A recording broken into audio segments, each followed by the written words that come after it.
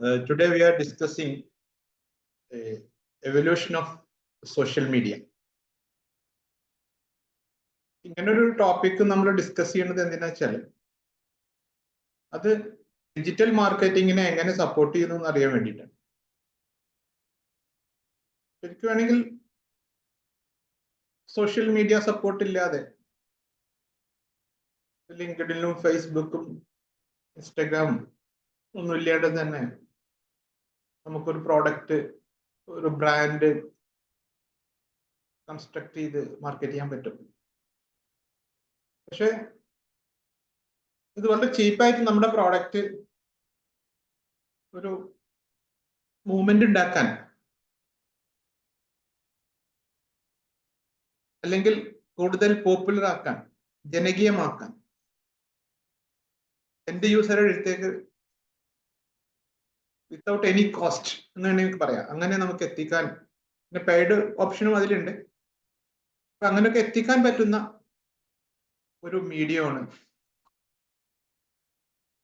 Social media. അപ്പൊ നമുക്ക് എങ്ങനെ നമ്മുടെ ഇപ്പൊ ഇടയിലൊന്നും അതിപ്പോ പ്രത്യേകിച്ച് നമ്മുടെ നാട്ടിലൊന്നും അത് 90s ഇല്ല. അപ്പൊ എൻ്റെ ഒരു മനസ്സിലൊന്നും അങ്ങനെ ഒരു തന്നെ മറ്റേ മെയിലൊക്കെയാണ് 90s ഉള്ളൂ. അപ്പം പക്ഷെ സ്റ്റേറ്റ്സിലോ വെസ്റ്റിലൊക്കെ കൂടുതൽ ചെറുതായിട്ടെങ്കിലും വന്നു കാണും. 90s ഇപ്പം early stage of social media can be tracked back in the late 90s when bulletin board system BBS and internet forums allowed user to interact and share information on a specific topic or interest. ഒരു specific ടോപ്പിക്കിനെ കുറിച്ചോ ഒരു common ഇൻട്രസ്റ്റിനെ കുറിച്ച് discuss ചെയ്യാൻ വേണ്ടിയിട്ട് early 90s internet board forums, bulletin board forums use ചെയ്തിരുന്നു. അതാണ് ഒരു ആദ്യമായിട്ട് ഒരു സോഷ്യൽ മീഡിയ എന്നൊരു ലെവലിൽ പറയാൻ പറ്റുന്ന ഒരു സംഭവം. പിന്നെ 6degree 1997 6degree.com launched in 1997 is often considered the first recognizable social media platform. ഇതിനെയാണ് ഒരു first recognisable social media platform ആയിട്ട് കൺസിഡർ ചെയ്യുന്നതാണ് പറഞ്ഞത്. allowed users to create profile, add friends, send messages. അങ്ങനെ അത് നമുക്ക് ഫ്രണ്ട്സിനെ ആഡ് ചെയ്യാനും നമ്മുടെ പ്രൊഫൈല് ഉണ്ടാക്കാനും മെസ്സേജ് അയക്കാനും ഒക്കെ ഈ 6degree.com പറ്റിയിരുന്നു. പക്ഷേ അൺഫോർച്ചുനേറ്റ്ലി 2001 ആകുമ്പോഴത്തേക്കും അത് ക്ലോസ് ചെയ്തു. നമ്മളിപ്പോ ഇവിടെ ആ സമയത്തൊന്നും അങ്ങനെ സോഷ്യൽ മീഡിയ പ്ലാറ്റ്ഫോം ഒന്നും ആയിട്ടില്ല. Friendster 2002 launched in 2002 gained popularity as one of the first modern social networking site. Modern networking site ആയിട്ട് 2002 Friendster വന്നു. It allowed users to create profiles, connect with the friends, share content. 3 കാര്യങ്ങൾ: profile ഉണ്ടാക്കുക, content share ചെയ്യുക, ഫ്രണ്ട്സിനെ add ചെയ്യുക, അല്ലെങ്കിൽ communicate and connect with friends. പക്ഷെ ഇതിന് കുറച്ച് ടെക്നിക്കൽ പ്രശ്നം ഉണ്ടായിരുന്ന കാരണം അതിന്റെ മാർക്കറ്റ് ഡൊമിനൻസ്, അതിന്റെ സൊസൈറ്റിയിലുള്ള ഡൊമിനൻസ് നഷ്ടപ്പെട്ടു. Position to the and to newer platform, പുതിയ സംഭവങ്ങൾ വന്നു.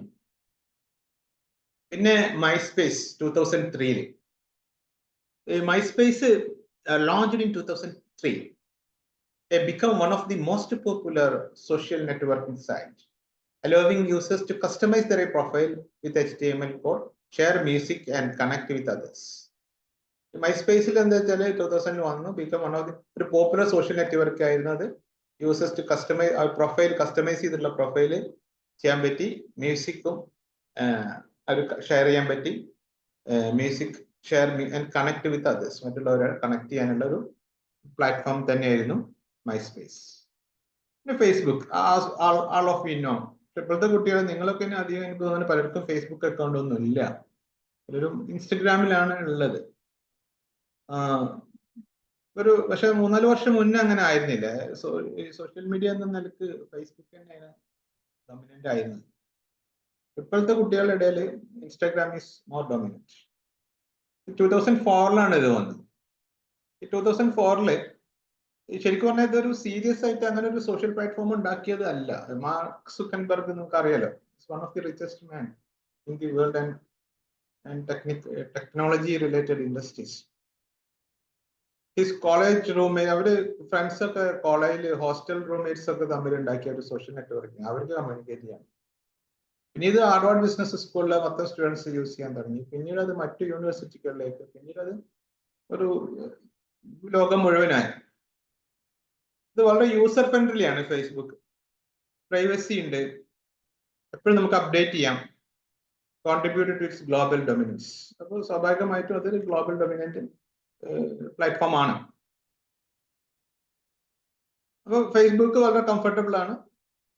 ഈ ഫേസ്ബുക്കിന് മുന്നേ ഓർക്കുട്ട്, അത് ഞാനിവിടെ പവർ പോയിന്റിൽ പറഞ്ഞില്ല. ഓർക്കുട്ട് എന്ന് പറഞ്ഞ സംഭവം ഉണ്ട്. 2004 തുടങ്ങിയിട്ട് ഗൂഗിളിന്റെ 2008 അത് ക്ലോസ് ചെയ്തത്. അത് അങ്ങനെ അത് നന്നായിട്ട് ഇന്ത്യയിൽ അത് നന്നായിട്ട് വർക്കൗട്ട് ചെയ്തു. അതിൽ വേറൊരു കാര്യം, നമ്മൾ ചില സംഭവങ്ങളൊക്കെ ഇപ്പൊ ഫേസ്ബുക്ക് ഇവിടെ പോപ്പുലർ ആണെങ്കിൽ അത്രമാത്രം അത് ലോകത്ത് എല്ലായിടത്തും അങ്ങനെ പോപ്പുലർ ആയിക്കോണമെന്നില്ല. ചില സ്ഥലത്ത് നന്നായിട്ട് വർക്കൗട്ട് ചെയ്യും, നന്നായി പോപ്പുലർ ആവും. അത് വേറെ രാജ്യത്ത് അങ്ങനെ ആയിക്കോണമെന്നില്ല. അങ്ങനെ ഗ്ലോബൽ ആയിട്ടാണല്ലോ ഇതിന്റെ കാര്യങ്ങളൊക്കെ വരുന്നത്.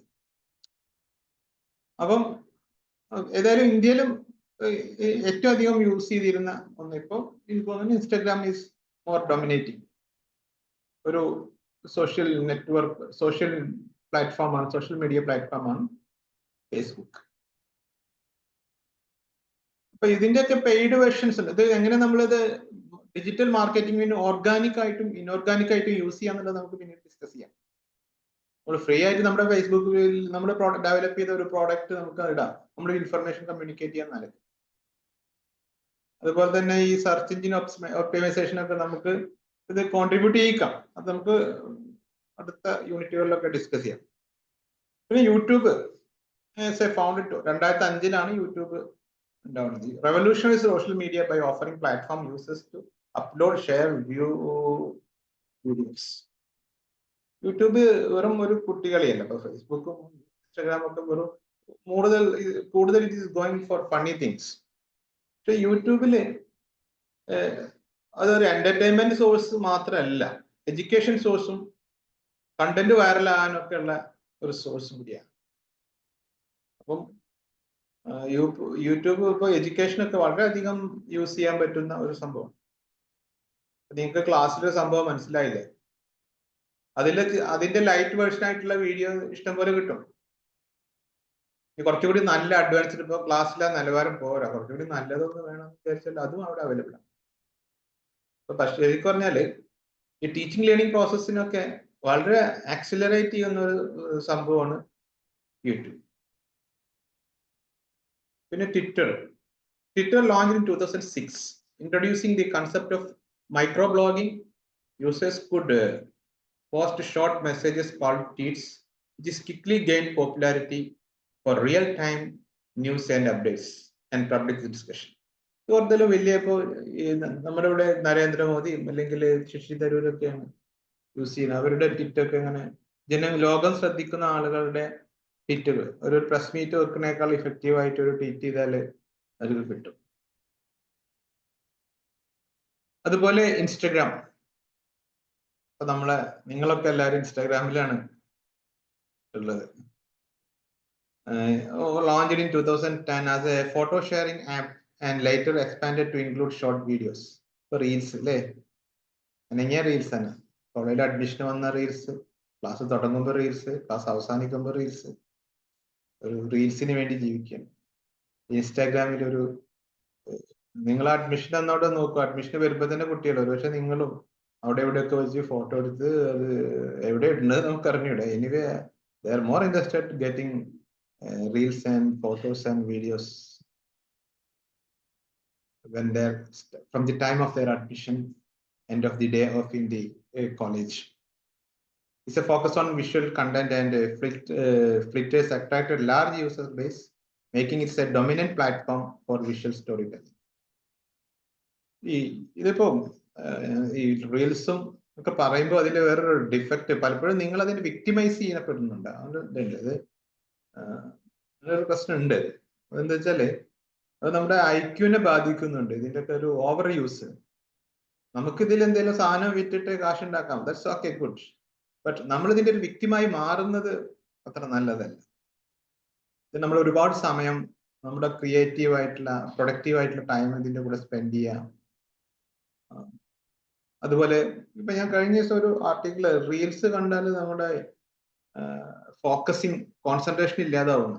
അപ്പൊ അവര് പറഞ്ഞെന്താ വെച്ചാൽ റീൽസിൽ നമ്മൾ ചിലപ്പോൾ സന്തോഷമുള്ള ഒരു റീല് കണ്ട് അടുത്ത സെക്കൻഡിലേക്ക് വളരെ സങ്കടമുള്ള ഒന്നിലേക്ക് പോവാണ്, അടുത്തതിലേക്ക് വേറൊരു. അപ്പൊ ഈ ഇമോഷൻസ് നമുക്ക് ഇല്ലാതാവും. കാരണം ഈ ഇമോഷൻസ് മാറി മാറി വളരെ ചെറിയ സ്പാൻ ഓഫ് ടൈമിൽ വരുമ്പോൾ പിന്നീട് നമുക്ക് ഇമോഷൻസ് ഇല്ലാത്തൊരവസ്ഥ, ജീവിതത്തിൽ സന്തോഷിക്കാൻ പറ്റാത്തൊരവസ്ഥ ഒക്കെ ഉണ്ടാവും എന്നാണ് സൈക്കോളജിസ്റ്റുകൾ പറഞ്ഞത്.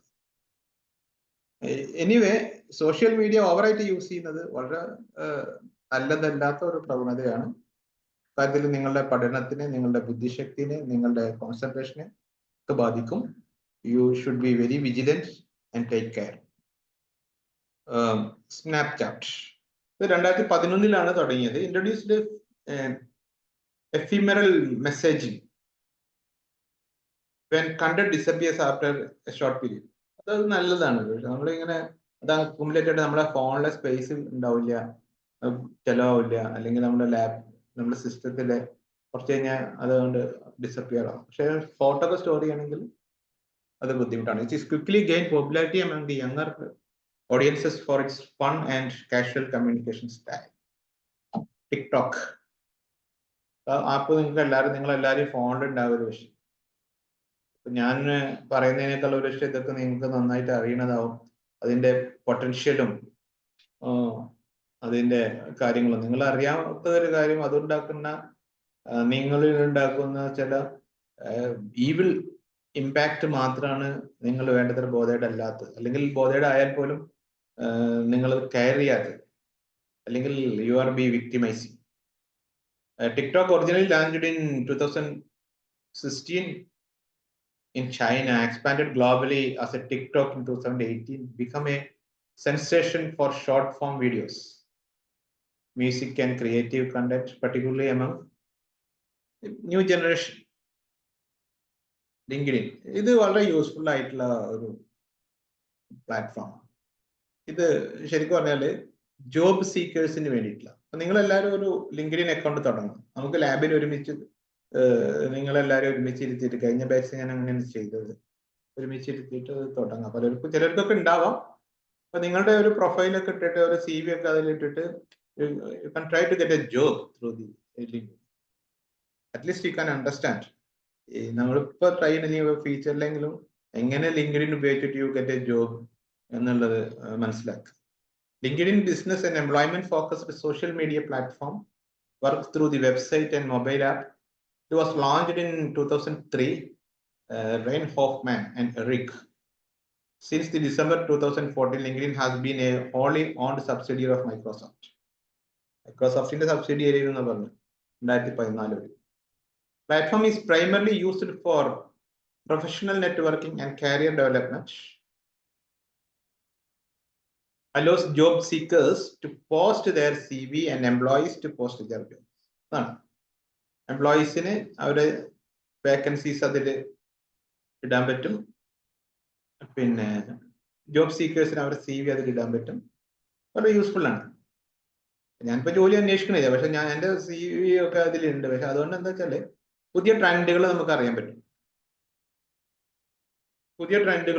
അപ്പോൾ ചില വേക്കൻസീസ് ഒക്കെ വരുമ്പോൾ, യൂണിവേഴ്സിറ്റികളിലൊക്കെ വേക്കൻസി വരുമ്പോൾ അതിന്റെ ഒരു ലെവൽ എങ്ങനെയാണ്, അപ്പൊ അവരെന്താണ് ഇപ്പോ ഒരു ഇന്റർനാഷണൽ ലെവലിൽ ഒരു പ്രൊഫസർക്കോ ഒരു ഫാക്കൽറ്റിക്ക് ഇതിന്റെ വേണ്ട ക്വാളിഫിക്കേഷൻസ് എന്തൊക്കെ നമുക്ക് ഈ മേജർ യൂണിവേഴ്സിറ്റീസ് ഒക്കെ അവരുടെ വേക്കൻസീസ് അതിലിടും. അപ്പൊ അതില് അവരുടെ ഡ്യൂട്ടീസ് ആൻഡ് റെസ്പോൺസിബിലിറ്റീസും ജോബ് ഡിസ്ക്രിപ്ഷനും ക്വാളിഫിക്കേഷൻ ഒക്കെ കൊടുത്തിട്ടുണ്ടാവും. അപ്പൊ നമ്മൾ എവിടെ നിൽക്കുന്നു നമുക്ക് സ്വയം മനസ്സിലാക്കാനുള്ള ഒരു അവന്യൂ കൂടിയാണ് അത്. 2015 most of the companies' revenue come from the selling access of information about members to recruiters and sales professionals.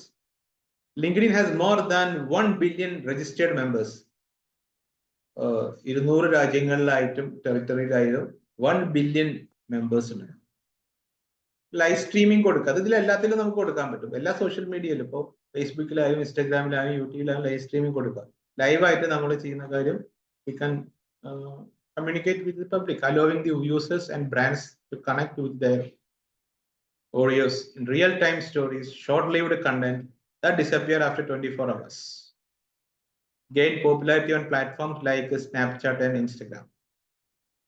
Status ഒക്കെ ഇടുന്ന സംഭവം. അപ്പൊ നമ്മുടെ ഒരു ഷോപ്പ് ഉദ്ഘാടനം ഉണ്ട്, അത് ലൈവ് സ്ട്രീം കൊടുത്ത് എല്ലാവരും നമ്മുടെ ബന്ധപ്പെട്ടവരെല്ലാവരെയും കാണിക്കുക. അപ്പൊ എല്ലാവരും നമ്മളെ വിളിച്ചു വരുത്തുക എന്ന് പറഞ്ഞാൽ നടക്കില്ല. അപ്പൊ അവർക്ക് അതിന്റെ ലിങ്ക് ഇട്ട് കൊടുത്താൽ മതി സ്ട്രീം ചെയ്തിട്ട്. ഇതൊരു ബിസിനസ് സോഷ്യൽ മീഡിയ പ്ലാറ്റ്ഫോമാണ്. Integrated shopping features, make purchase directly from the platform. Social commerce becomes significant trend in digital market.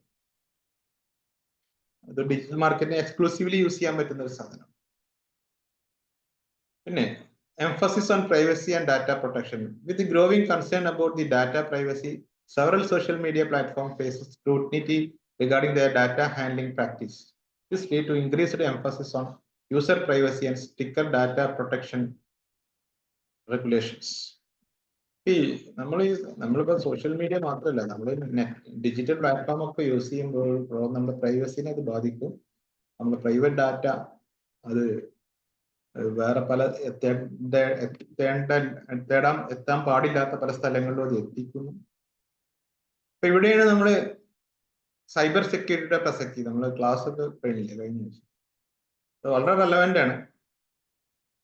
അപ്പോൾ നമ്മൾ സൈബർ സെക്യൂരിറ്റിനെ കുറിച്ചിട്ട് വളരെ കൺസേൺ ആവുക, ബേസിക് കാര്യങ്ങൾ അതേ കുറിച്ച് അറിയാം. അതേപോലെ ഒരു മാർഗമുള്ളൂ. നമുക്ക് ഡിജിറ്റൽ വേൾഡിൽ നമുക്ക് ഒഴിഞ്ഞു നിൽക്കാൻ പറ്റില്ല.